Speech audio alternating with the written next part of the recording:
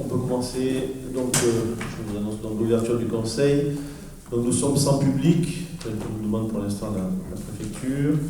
Nous sommes aussi filmés et ça sera diffusé comme d'habitude.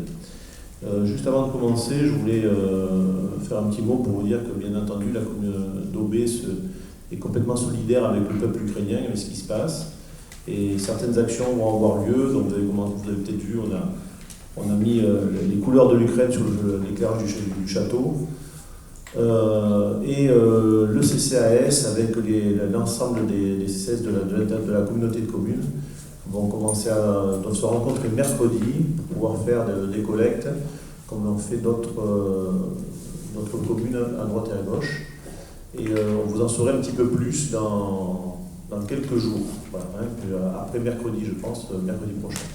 Oui, on va pouvoir annoncer déjà en tout cas sur quoi va porter la collecte, c'est-à-dire, je peux dire d'ores et déjà que ça sera sur des produits d'hygiène pour les adultes et du matériel pour les enfants et de la nourriture pour les enfants, couches dématernisées, choses comme ça. Donc moi je suis en train d'organiser, on va voir, on a trouvé un lieu où récolter, mais voilà, ça sera précisé. Donc on va faire une liste précise de ce dont on a besoin. Merci Hélène, donc c'était un préambule de notre conseil. Donc, je vous propose en secrétaire de séance, donc Lucie Delacruz, s'il n'y a pas d'objection. Lucie, à toi de faire l'appel, merci. Angèle Bourreau. Présent. Karine Molitor, présente. Antoine Rousseau. Présent. Mireille Schneider. Présente. Laurent Tortosa, excusé, donne pouvoir à Christian Roussel. Hélène Lavergne. Présent. Jean-François Guillouton. Présent. Richard Béraud est excusé et donne pouvoir à Karine. Emiliana Braneira. Présent. Patrice Kéroche est excusé et donne pouvoir à Ariane Carreau. Céline Combe. Présente. Lucie Delacruz, présente. Sabine Gouin.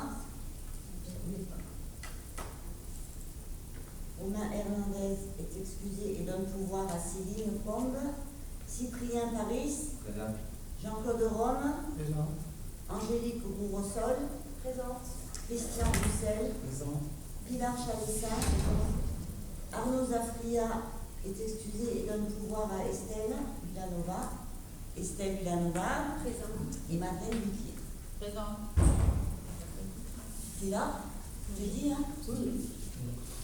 Très bien, donc vous pouvez constater que nous avons le quorum.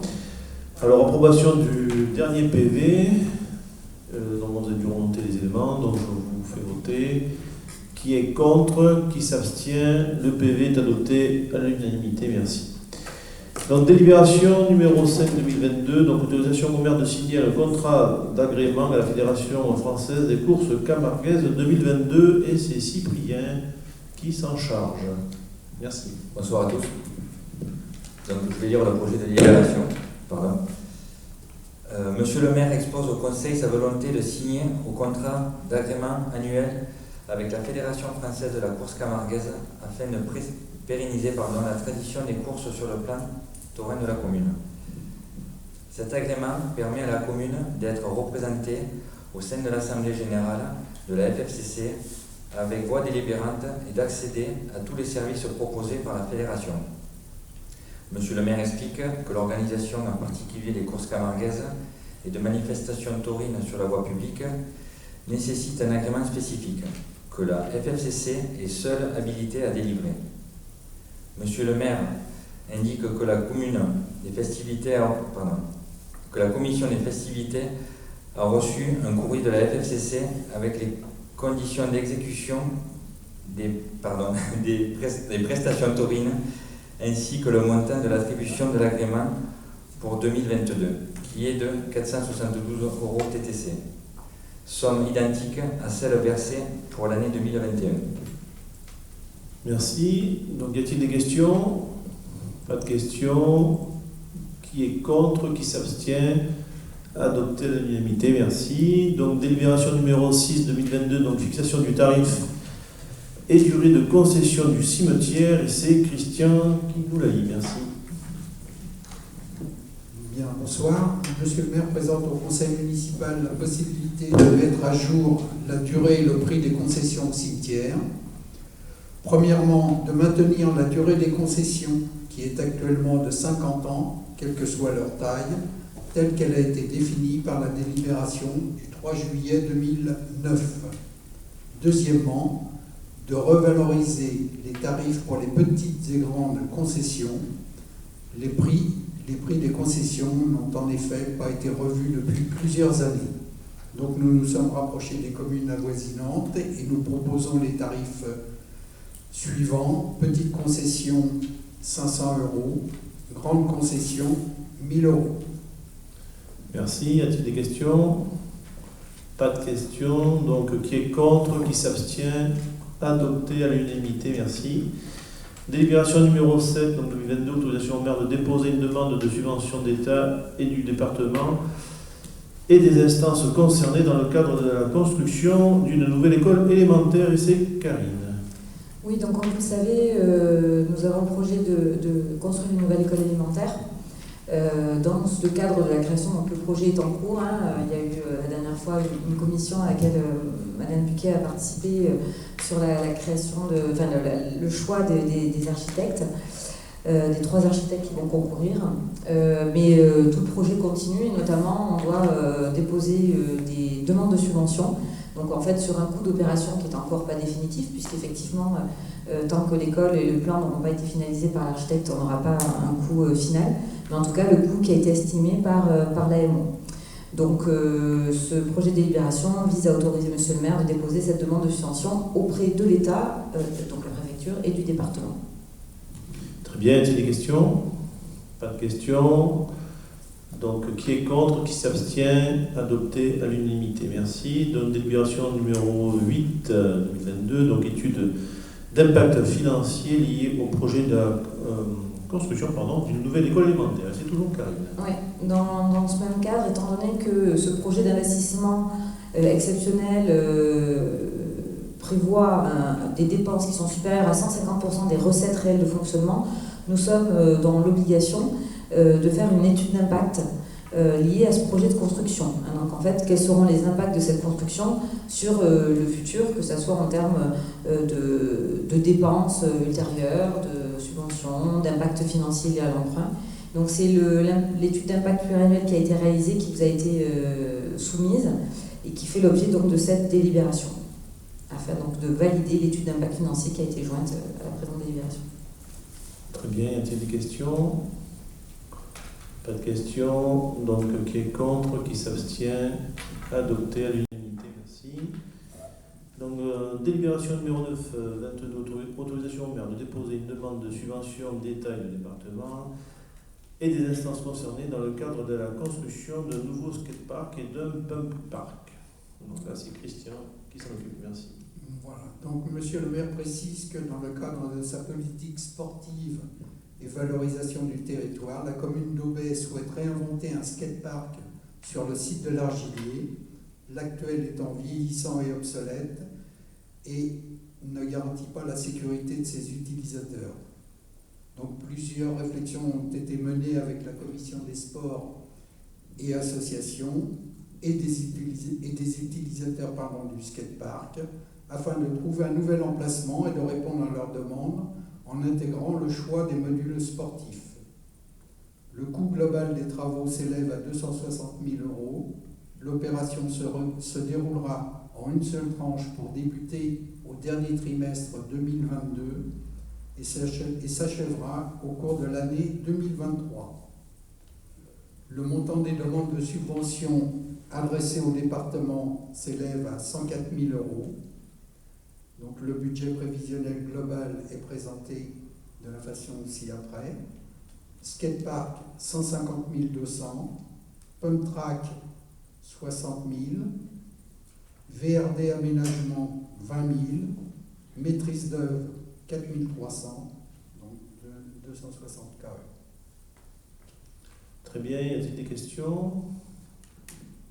Pas de questions. Bon, juste une nécessité effectivement de faire un skatepark à nouveau, puisque vous savez que dans le cadre du projet d'école, Christian disait, bon, celui qui actuellement un petit peu obsolète, mais au-delà de ça, c'est surtout qu'il va falloir le démonter. Et malheureusement, il n'est pas remontable puisque effectivement, il était un petit peu ancien. Donc c'est pour ça qu'on est en train d'aller chercher des subventions pour pouvoir faire ce genre de choses. Qui est contre? Qui s'abstient? 3 abstentions. Adopté à la majorité. Merci. Et donc 4 abstentions. Hein. Je crois qu'il y a une délibération, tout à fait. Très bien. Donc délibération numéro 10, donc plan de formation 2022. Et c'est Karine qui nous... Oui, donc c'est le plan de formation 2022 pour les agents de la commune. Donc vous savez qu'il est nécessaire de construire, proposer aux agents un plan de formation qui est nécessaire hein, pour améliorer la compétence et l'efficacité de la commune, hein, d'anticiper, d'encadrer, d'évoluer les actions de formation dans un objectif d'amélioration continue du service public rendu. Donc il y a un travail qui a été fait avec l'équipe RH et les agents concernés pour déterminer en fait les besoins à la fois collectifs mais aussi individuels, les besoins d'évolution professionnelle et même les besoins en termes de sécurité. Donc un plan de formation détaillé a été communiqué et qui reprend la liste de toutes les formations qui ont été demandées, le nombre d'agents qui souhaitent la faire, la durée et puis le coût, la grande majorité des coûts étant pris en charge par le SNFPT, donc gratuit pour la commune. Voilà. Très bien, merci. C'est des questions? Pas de questions. Donc qui est contre? Qui s'abstient? Adopté à l'unanimité, merci. Délibération numéro 1122, donc approbation du règlement du service de l'assainissement collectif. Donc comme vous le savez, depuis le début de cette année, nous avons pris en régie l'assainissement collectif suite au départ d'Aqualter. À ce titre, nous sommes obligés de faire donc un règlement qui vous a été proposé, donc vous l'avez dans vos documents, vous avez dû le voir dans ce règlement intérieur, dans ce règlement du service collectif, vous avez bien sûr toutes les règles classiques qui sont à avoir pour la facturation, pour la demande si on souhaite être raccordé, et aussi toutes les règles aussi d'utilisation de l'assainissement collectif, et notamment ce qu'il ne faut pas jeter. Donc bien sûr tout ce qui vient de l'industrie, les lingettes, je le dis parce que les lingettes c'est un gros problème sur la commune, quand on débouche on trouve beaucoup de lingettes, donc il faudra dire à nos administrés que les lingettes vont à la poubelle et ne vont pas dans le réseau d'assainissement collectif. D'ailleurs à ce titre, si on n'arrête pas de déboucher des endroits où il y a toujours des lingettes, je pense qu'on se retournera vers l'administré pour qu'il règle la facture. Voilà, donc y a-t-il des questions? Pas de questions. Donc, qui est contre, qui s'abstient, adopté à l'unanimité, merci. Délibération, donc numéro 1222, donc les tarifs de branchement au réseau d'assainissement collectif. Là, pareil, puisque nous avons pris la régie, en ce qui concerne le réseau, c'est la commune qui va donc faire les devis, les facturations, et à ce titre, nous avons donc une obligation de délibérer donc sur les tarifs de branchement d'assainissement en gravitaire et d'assainissement aussi en refoulement. Donc vous avez eu un certain nombre de tarifs qui vous ont été communiqués. Donc vous avez un tarif de base qui est en dessous de ce qui concerne les branchements d'assainissement gravitaire, en dessous de 5 mètres, entre 5 mètres et moins. Le coût est de 1 700 € hors taxe. Et puis après, vous avez une multitude de petites choses qui se rajoutent. Vous avez dessus ce qui concerne le terrassement à la main, 194 €, les mètres supplémentaires. Donc pour que les gens comprennent bien, en fait, quand vous faites la demande pour avoir un branchement sur le collectif, donc là, à ce moment-là, on aura un agent de la commune qui viendra mesurer. Si vous êtes à 5 mètres ou moins de 5 mètres, vous avez un tarif forfaitaire qui est de 1 700 €, plus diverses choses comme le franchissement d'autres réseaux. Il peut y avoir un câble électrique, il peut y avoir un réseau d'eau, ou alors le terrassement en terrain rocheux, ce qu'ils appellent le surplus roche, etc. Donc ça, c'est la commune qui fera le devis.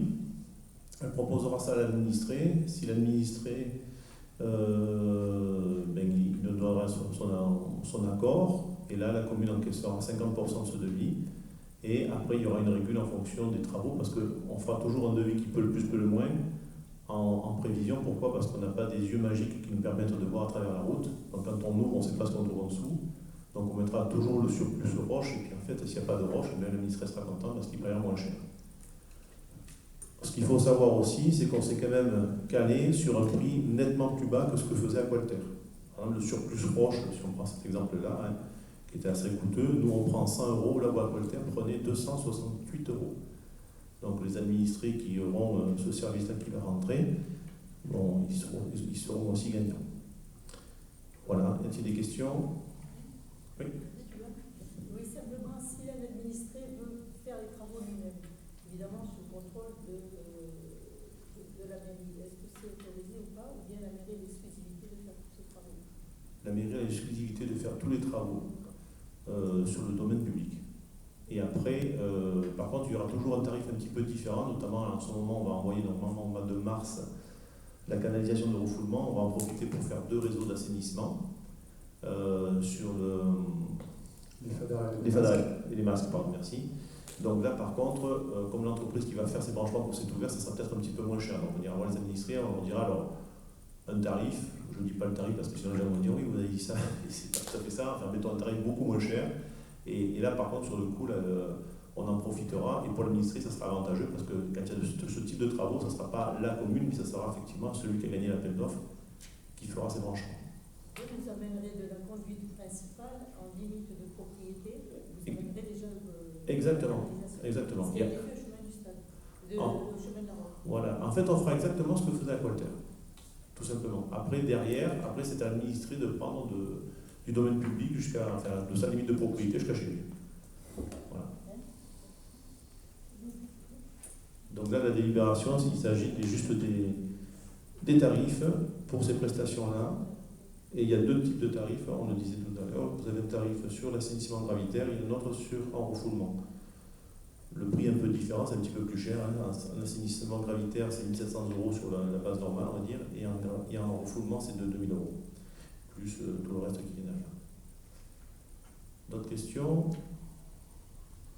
Alors, on passe au vote. Qui est contre? Qui s'abstient? Adopté à l'unanimité, merci. Nous passons à la délibération numéro 13, c'est ça, pas de bêtises, voilà.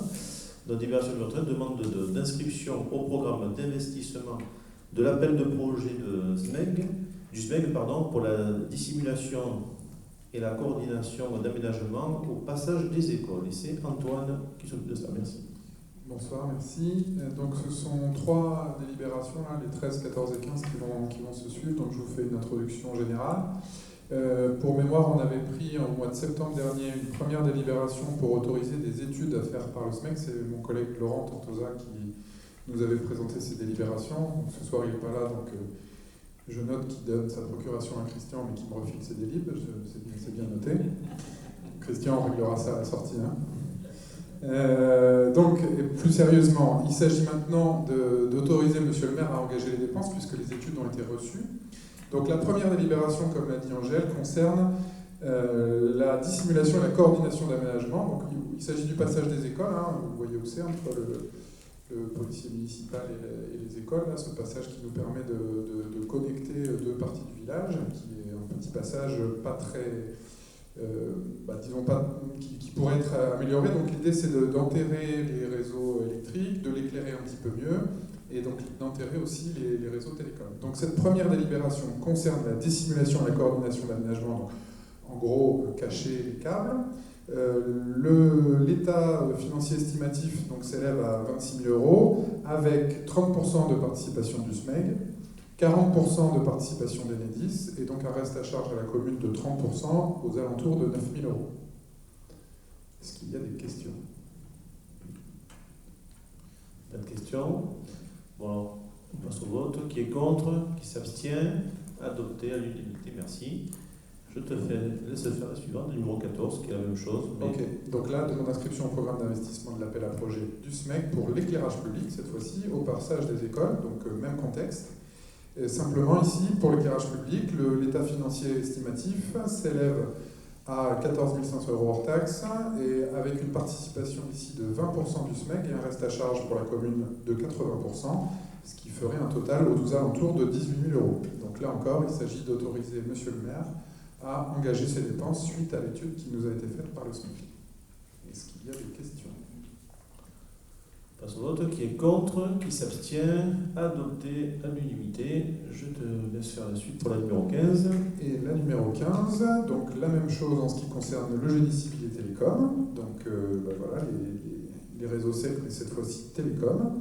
Le contexte est rigoureusement le même et l'état financier estimatif s'élève à 19 000 € hors taxe, et cette fois-ci c'est une participation à 100% de la commune puisqu'il n'y a pas malheureusement de subvention pour ces choses-là. Voilà, donc la proposition c'est d'autoriser là encore Monsieur le maire à engager ses travaux, sachant qu'évidemment on fera, si on fait ça, on fera tout en même temps. Y a-t-il des questions? Pas de questions. Donc, qui est contre? Qui s'abstient? Adopté à l'unanimité. Merci. Donc, délibération numéro 16. Donc, il s'agit là d'autoriser le maire à signer une convention de rétrocession du réseau d'eau potable et d'eau usée. Alors, nous avions déjà délibéré au mois de décembre concernant l'eau potable et l'eau usée sur le chemin du Rieu. C'était donc monsieur et madame Telechko et monsieur et madame Diaz. Donc là, nous devons passer une convention avec eux pour pouvoir acter définitivement cette rétrocession sur la commune. Ce sont des petites règles qui nous avaient échappé. Et donc, il s'agit aujourd'hui de pouvoir autoriser le maire de signer cette convention pour que la rétrocession soit complètement acquise. Voilà, donc y a-t-il des questions? Pas de questions. Donc, qui est contre? Qui s'abstient? Adopté à l'unanimité. Merci. Délibération numéro 17. Donc, autorisation au maire à signer une convention de partenariat pour la mise en place d'un site de compostage partagé. Et c'est Antoine. Merci. Merci. Donc, effectivement, vous savez, on en a déjà parlé, que la loi biodéchets va entrer en vigueur au 1er janvier 2024 pour toutes les collectivités. Donc, nous avons l'obligation de trouver ce qu'on appelle un exutoire pour tous les biodéchets de nos poubelles, qui devraient normalement avoisiner les 30% d'après une étude de l'ADEME du poids des poubelles. Alors, c'est particulièrement important pour quelques raisons que je me permets de vous rappeler en introduction. D'abord, ces biodéchets, ils sont essentiellement constitués d'eau, et donc si on ne les trie pas, ils vont dans la poubelle, et donc ils sont incinérés, et l'incinérateur n'aime pas l'eau. En fait, l'incinérateur, il aime bien les produits qui sont à haute qualité énergétique. Donc moins on aura de biodéchets, plus on aura un incinérateur performant et qui polluera moins, du coup, sur le site de l'Inalvière. La deuxième raison, c'est que si on produit moins de déchets, globalement, quelle que soit leur qualité, on va avoir un double mécanisme de baisse des prix pour notre collectivité au niveau de la gestion des déchets. Alors la collectivité, ici, c'est bien la communauté de communes. Pourquoi? Parce que d'une part, si on produit moins de déchets, on va apporter moins de tonnes à l'incinérateur, et donc forcément, la facture sera moins élevée. Mais il y a un deuxième mécanisme qui vient là-dessus, c'est que si la communauté de communes apporte moins de déchets, alors pour remplir les quotas de brûlage de déchets qui sont prévus dans le fonctionnement de l'incinérateur,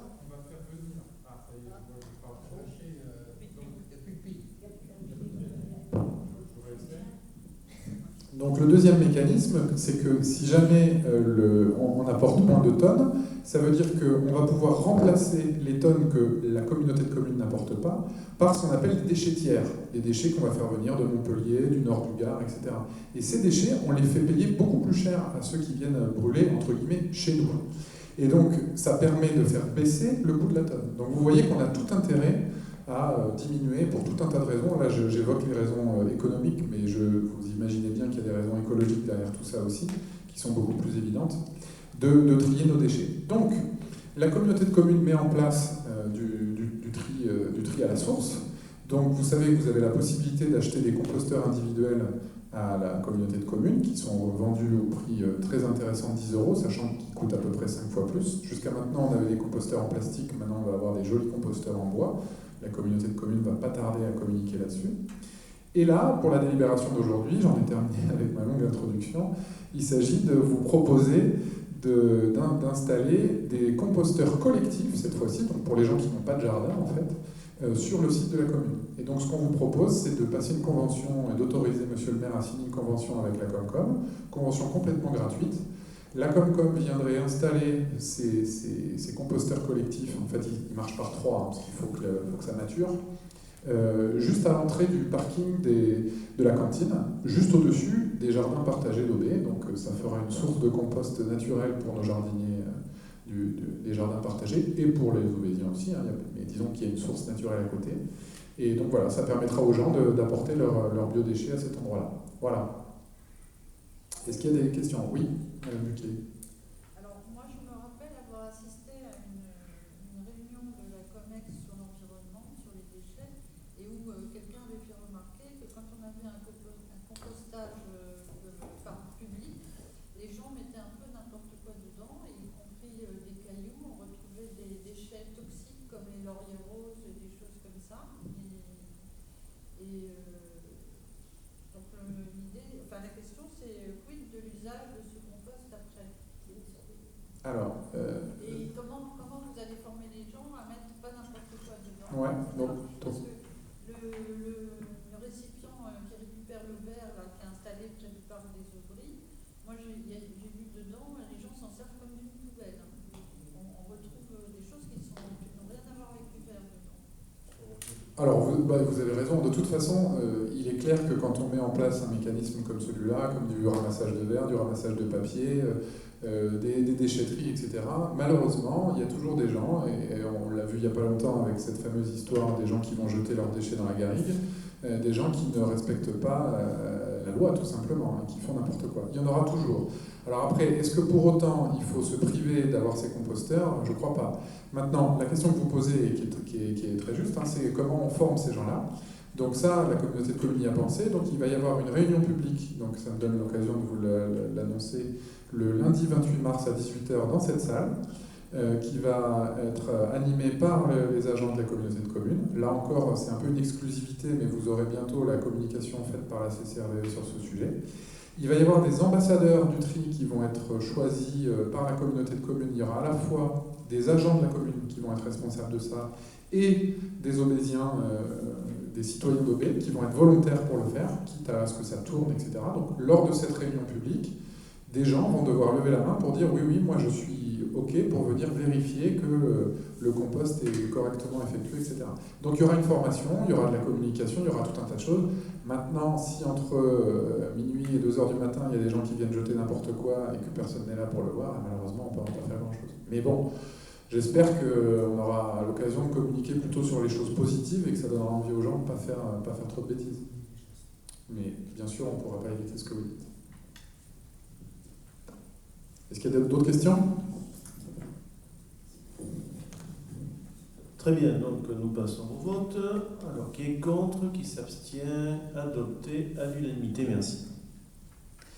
Donc, délibération numéro 18, donc, autorisation au maire de signer un acte authentique pour l'échange de parcelles. Donc, comme nous avons déjà évoqué dans un précédent conseil, la commune souhaite donc acquérir un certain nombre de terrains sur la partie des pontes pour pouvoir faire des infrastructures sportives d'extérieur afin de pouvoir relier le bas et le haut du village.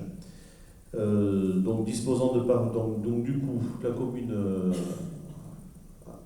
a vu une manquée de parcelles en fait, qui nous intéressait pour pouvoir compléter tout ça. Donc la parcelle qui était cadastrée dans la section 1 numéro 324 sur le lieu dit des pontes d'une superficie totale de 2730 mètres carrés, appartenant donc à monsieur et madame Martin. Nous avons rencontré, ils nous ont donné leur accord, et ils sont tout à fait d'accord pour pouvoir échanger cette parcelle avec une parcelle communale, dont je vais vous donner le numéro. Donc c'est la parcelle numéro 1821 qui se trouve le dit Plaisance d'une superficie de 2860 mètres carrés. Donc les consorts Martin ont donc donné leur accord à cet échange par courriel en date du 24 janvier 2022. Les négociations donc ont permis d'aboutir à la proposition d'échange suivante. Donc monsieur et madame Martin, c'est dans leur parcelle cadastrée section A 324 d'une superficie de 2730 m² estimée à 6 400 € hors taxe. Et la commune cède la parcelle cadastrée dans section numéro 1821 d'une superficie de 2860 m estimée par les domaines à 6 400 € hors taxe. Donc les biens ayant une valeur égale, donc il n'y aura pas de contrepartie ou de soult dans cet échange. Y a-t-il des questions? Vous me dites que la parcelle de la mairie, elle a été estimée par les domaines, et la parcelle des Martins, elle a été estimée par qui? Par le marché, en fait, par rapport à la superficie, l'endroit, etc. On est très sincèrement, on doit être à 100 € d'écart en leur faveur. Donc, du coup, on s'est entendu avec eux pour rester à peu près sur le même chiffre. Voilà, ils n'ont pas été. Il n'y avait pas de souci. C'est une estimation, en fait, ce sont des parcelles de terrain qui sont dans des zones agricoles et une qui est en zone naturelle de mémoire.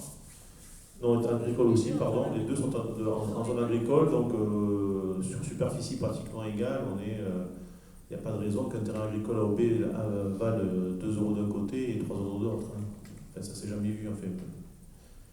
Madame Chalisset le sait très bien. Oui, mais justement, il y a certaines, même dans la même zone, vous avez des valeurs différentes en fonction des dessertes du réseau et de la situation de la parcelle. Il est vrai que la parcelle qui est au compte, c'est une parcelle qui est un petit peu isolée, qui est dans un espace près d'une zone inondable et n'a pas les mêmes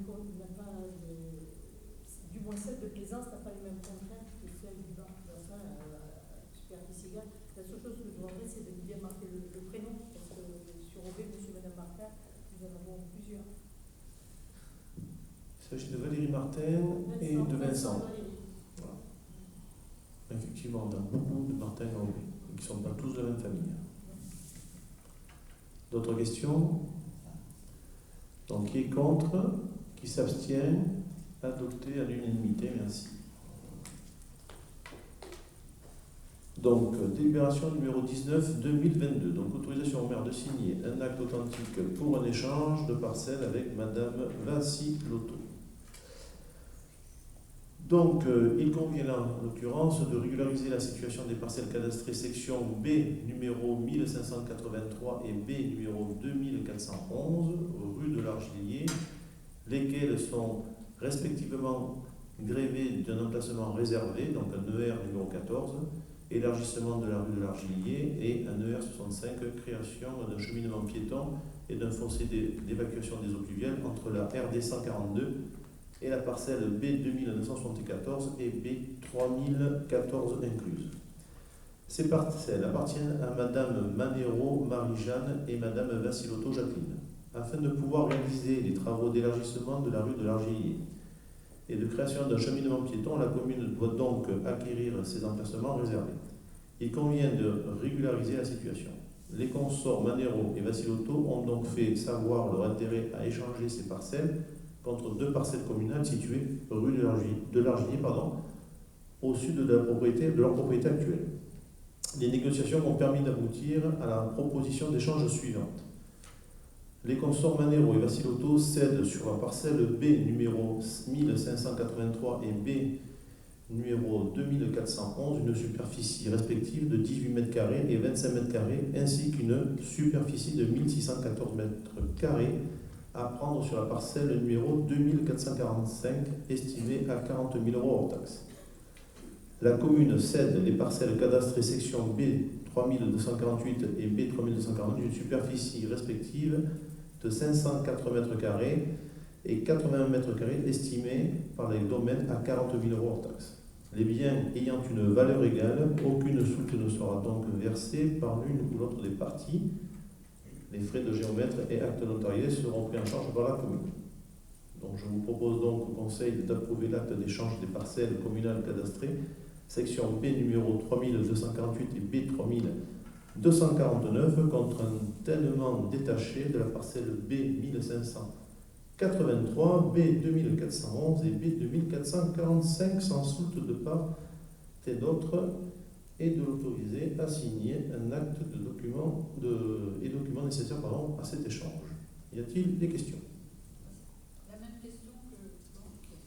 précédemment, comment ça a été évalué? Pareil, c'est évalué par les domaines, et donc c'est pour ça qu'on n'échange que 500 mètres contre 1000, enfin on prend 1641 mètres d'un côté, plus 25, plus 18, on est un peu plus de 1700 mètres carrés. Donc effectivement, la valeur des 500 mètres, et là par contre la valeur des 1700 mètres carrés à peu près, vous comprenez bien qu'on a essayé d'équilibrer. Voilà. Donc en plus ça nous arrange, puisque ça nous permet de prendre une bande chez Madame Vassilotto et Madame Améo, qui permet de relier en fait des parcelles communales sur le secteur de l'Argilier. Vous allez élargir au niveau de l'Argilier, sur la parcelle que vous échangez avec Madame Vassilotto. Elle longe la route. Est-ce que la route va être élargie Alors en fait ce qui va se passer, c'est qu'actuellement on faisait juste comment dirais-je, on a dit ça, une régularisation. Aujourd'hui, quand on va sur ce chemin-là, c'est déjà élargi en fait, mais ce n'était pas régularisé. La commune, finalement, le chemin était chez eux. Donc on fait cette régularisation avec eux. Et après, ce qu'on a souhaité prendre, enfin on en a discuté avec eux, ils étaient tout à fait d'accord, c'est de prendre l'angle de leur propriété, qui est assez dangereux, puisque cet angle-là a déjà pris un coup par un camion, ça manque de visibilité, et ils vont reculer leur mur. Donc on a pris l'angle pour pouvoir élargir en face de la sortie, là où il y a les policiers qui mettent leur véhicule, qui appartient à la commune, et pour élargir un petit peu cet endroit qui est assez dangereux. Donc là, une fois qu'on aura signé tous les documents, ils vont commencer les travaux à leur charge, ils vont tout démonter, ils vont repousser leur mur, et puis nous, après, on aura à mettre un petit peu de goudron, effectivement, sur cette superficie. D'autres questions? Donc on passe au vote. Qui est contre? Qui s'abstient? Adopté à l'unanimité. Merci. Alors, la délibération numéro 20, engagement de la procédure de déclaration du projet mise en compatibilité du PLU modifié par Verdi. Donc là, il s'agit de quoi? Donc, en fait, pour pouvoir, comme vous le savez, nous sommes en révision du PLU, mais pour pouvoir faire le projet de l'école, le projet du CLUS plus largement, nous avons donc engagé une procédure de déclaration qui porte donc sur ce projet-là. Mais cette déclaration, nous ne pouvions pas l'envoyer tant que nous n'avions pas le retour de l'étude paysagère et environnementale. Donc, retour que nous avons eu là il y a un petit 3 semaines à peu près. Et à partir de ce moment-là, il faut qu'on puisse délibérer pour pouvoir enclencher tout le process qui va dérouler pour pouvoir attaquer les travaux sur le CLUS en ce qui concerne l'école et les commerces. Donc là, c'est purement administratif. Y a-t-il des questions? Pas de questions. Alors on passe au vote. Qui est contre? Qui s'abstient? 3 abstentions. Décidément, vous n'aimez pas l'école que nous voulons faire, 4, et ni les projets du CLUS. Hein. Oui. Ce sont les commerces à cet endroit-là où justement, il y a quand même plus d'une quinzaine d'années, 20 ans, on avait fait une étude et c'était exactement à cet endroit-là qu'il devait y avoir des commerces et ça n'a pas abouti parce que les commerçants n'étaient pas d'accord pour s'installer à cet endroit-là. L'avantage qu'on a aujourd'hui, c'est qu'il n'y a pratiquement plus de commerçants, donc du coup. Et là, il y en avait, et donc, c'est eux qui se sont. Donc du coup, ceux que nous avons contactés sont très contents de vouloir venir ici quand ça sera fini. C'est très bien, on voilà. voit le résultat. Très bien, merci. Donc, je vais vous faire donc des décisions et informations donc, du maire. Donc, je vais vous informer de certaines choses. Alors, je regarde parce que j'en ai pas mal, j'ai pratiquement 2 pages. Donc, mutuelle et complémentaire des agents. Donc, la participation financière des employeurs publics, jusqu'à présent facultative, deviendra donc obligatoire, c'est une information que je vous donne, le 1er janvier 2025, pour les contrats de prévoyance souscrits par la voie de la labellisation ou de la convention des participations, l'aide de l'employeur sera au minimum de 20% de montant de référence précisé par décret. Le 1er janvier 2026, pour les contrats de santé souscrits par la voie de labellisation ou de la convention de participation, l'aide de l'employeur sera alors de 50% minimum de montant de référence précisé par décret. Donc vous le voyez, on a un peu de temps mais il faut quand même qu'on s'y attelle. Donc estimation à ce jour. Donc nous avons 24 agents, donc fois 15 €, ça ferait 360 €. Et la prévoyance, nous avons 13 agents qui seraient concernés, ce qui ferait 91 €. Donc sur une année, ça nous ferait donc un supplément de 4 320 € concernant la santé, et pour la prévoyance, 1 092 €. Autre information que je vous donne, donc Emiform. Donc la société Emiform a mis fin à son activité puisqu'elle a tout simplement le terme légal liquidé, voilà, la liquidation judiciaire. Donc c'était pour vous informer, puisque nous avions délibéré pour la location de la salle au-dessus, donc celle qu'elle a donc quittée, et nous avons fait le choix de ne pas lui demander les loyers, puisqu'en fait elle n'était pas en mesure de pouvoir nous les payer. Et donc voilà, c'était pour vous informer de ça. Donc Emiform n'est plus en activité sur la commune d'Aubé, on le regrette encore une fois, parce que bon, il y avait des enfants qui étaient en train de finir pour leur entraînement pour faire le spectacle de juin. Côté, en ce qui concerne Ariane et Patrice Quéroche, qui s'occupent des associations, ont rencontré d'autres personnes, sont en train de voir si effectivement il y aurait quelqu'un qui pourrait au moins prendre en charge la partie des enfants pour qu'ils puissent finir leur activité et présenter leur spectacle tel que c'était défini, mais c'est pas gagné quand même.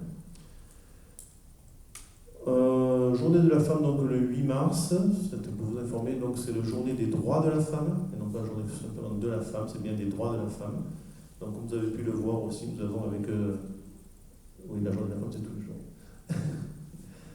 Jeanne Tesson qui va donc faire une activité ce jour-là, voilà, une activité avec un bandeau musical. Collado. Alors après, je vous informe aussi, donc nous avons un conseiller municipal, donc là on en a parlé tout à l'heure, ça nous pose un petit problème, donc j'ai écrit à la préfecture, donc monsieur Arnaud Zafria qui a rejoint le groupe Reconquête, donc pour en avoir discuté avec madame Buquet tout à l'heure, qui est la chef de file de l'opposition, elle m'a dit que vous n'étiez même pas au courant et que vous ne soutenez pas cette candidature. Alors moi, très sincèrement, qui se mette à qui il veut, il n'y a pas de souci. Par contre, je voulais quand même informer l'ensemble des élus et des administrés que nous avons fait le choix, les élus majoritaires, de ne soutenir aucun parti. Qu'il le fasse à titre individuel, il n'y a pas de souci. Par contre, effectivement, sur son compte Twitter, il met une photo avec une écharpe. Donc j'imagine que c'était à l'époque où il avait dû faire un mariage. Donc on va lui rappeler les règles républicaines. Et il ne peut pas s'afficher comme ça avec l'écharpe d'adjoint sur une photo. Ça porterait à confusion pour notre village, pour faire croire que finalement l'ensemble des élus soutiendrait ce candidat, ce qui n'est absolument pas le cas. Donc ça c'est une information que je vous donne et on fera une communication un petit peu plus large de toute façon. Donc soutien à l'Ukraine, on en a parlé tout à l'heure, donc en ce qui concerne le CCAS. Et après je vais vous parler donc du choix des 3 cabinets d'architectes qui ont été retenus pour le concours d'architectes en ce qui concerne donc, le projet du Cluse. Donc après nous avons donc eu 29 ou 30 candidats, je crois. Non, c'est 29 candidats. Donc la commission s'est réunie, il y avait Madeleine qui était présente, avec 3 architectes qui avaient été aussi retenus, qui ne répondaient pas pour pouvoir nous aider à répondre. Et nous avons donc étudié, sur les 29, il y en avait 2 qui n'étaient pas recevables parce qu'ils n'avaient pas passé, on va dire, la partie, le premier tour. Et donc nous avons examiné les 27 candidats. Et là, il a été retenu donc, les 3 architectes qui vont commencer à travailler sur ce projet-là.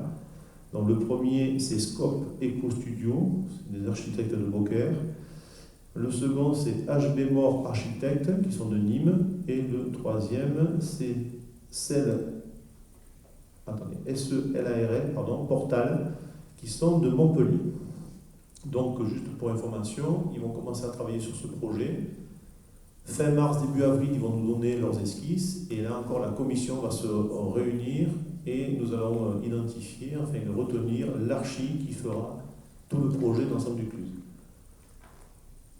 À ce moment-là, nous pourrons présenter cet architecte avec son projet à l'ensemble des COMEX et des citoyens qui ont participé à la préparation indirecte du cahier des charges avec toutes les commissions qui ont été organisées pendant plus de 8 mois et pilotées par Angélique et certains autres élus, avec tous les citoyens qui ont voulu y participer.